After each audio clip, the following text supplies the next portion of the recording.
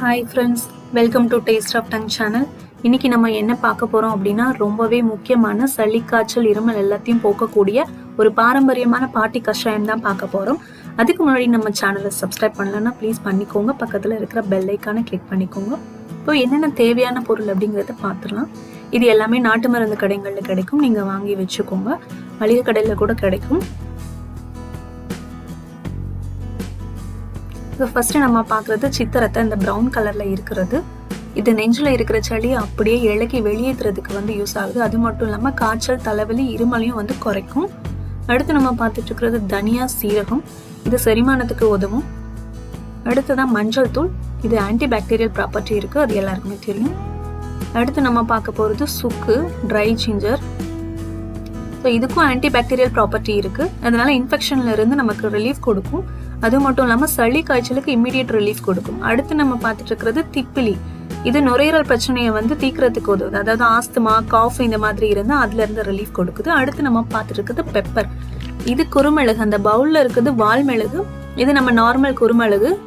So ரெண்டுக்கும் difference பார்த்துக்கோங்க. ஏதாவது ஒன்று இருந்தால் போதும், ரெண்டுமே இருக்கணும்னு அவசியம் இல்லை. அதுக்கடுத்து நம்ம வெல்லம் இல்லை நாட்டு சக்கரை சேர்த்துக்கலாம். பிடிக்காதுன்றவங்க கடைசியாக கஷாயத்தில் ஹனி சேர்த்து சாப்பிட்டுக்கலாம். இதோட இங்கிலீஷ் நேம்ஸ் நான் இந்த வீடியோவில் கொடுத்துருக்கேன், பார்த்துக்கோங்க. இப்போ இது எல்லாத்தையும் நம்ம பொடிச்சு வச்சுக்கலாம்.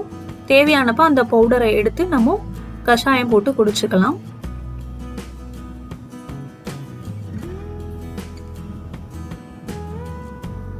முதல்ல சுக்கு,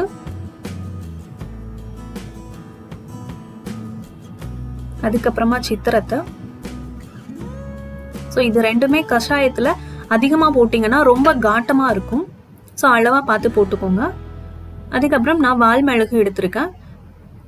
இங்கே உங்களுக்கு ரெண்டில் எது இருக்கோ அதில் ஒன்று போட்டுக்கோங்க.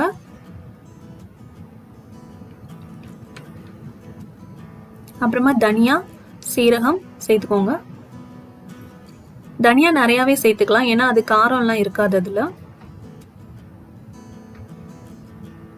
இது எல்லாத்தையும் நம்ம பொடிச்சு பவுடராக எடுத்து வச்சுக்கலாம். இப்போ கஷாயம் எப்படி செய்யறதுன்னு பார்க்கலாம். பவுலில் வச்சுட்டு இதில் நான் 3 கிளாஸ் தண்ணி ஊற்றுறேன்.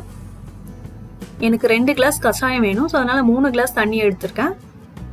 இந்த 3 கிளாஸ் தண்ணி 2 கிளாஸாக வத்துற வரைக்கும் நீங்கள் இந்த பவுடர் எல்லாத்தையும் போட்டு நல்லா கொதிக்க வச்சு காய்ச்சி எடுத்து வச்சுக்கலாம்.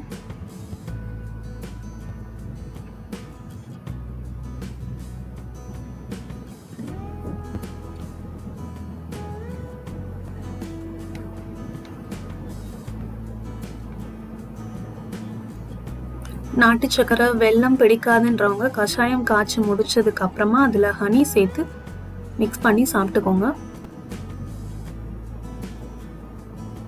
வெல்லம் சேர்த்தா நல்லது.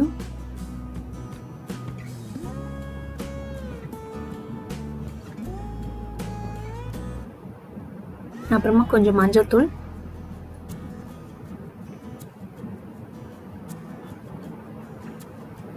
நம்ம பொடிச்சு வச்சிருக்கிற பவுடர் சேர்த்து நல்லா கொதிக்க விடுங்க. நீங்க இதை வீட்டில் ஒன்ஸ் அரைச்சு வச்சுக்கிட்டீங்கன்னா தேவைப்படும் போது நீங்க இதை எடுத்து கஷாயம் போட்டு குடிச்சுக்கலாம். சளி இருக்கு அப்படின்னா 3 நாளைக்கு 2 வேளையும் காலையிலயும் நைட்டும் இதை சாப்பிடுங்க. சளி இருந்த இடமே தெரியாம போயிடும்.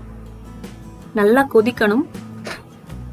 சளி இல்லை அப்படின்னா வாரத்துக்கு ஒரு 2 வாட்டியாவது நீங்க இதை சேர்த்துக்கிட்டீங்கன்னா சளி, இருமல், காய்ச்சல் எல்லாம் வராம இருக்கும்.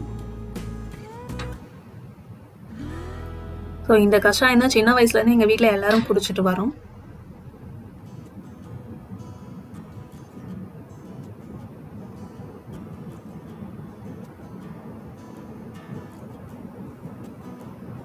நம்மளோட பாரம்பரியமான பாட்டி முறையில கஷாயம் ரெடி ஆயிடுச்சு. மிதமான சூடா இருக்கும் போதே நீங்க இதை குடிக்கணும். ஆற வச்சு குடிக்க கூடாது, அதுல எந்த யூஸும் கிடையாது. உங்களுக்கு இந்த வீடியோ பிடிச்சிருந்ததுன்னா எங்க சேனலை லைக் பண்ணுங்க, சப்ஸ்கிரைப் பண்ணுங்க.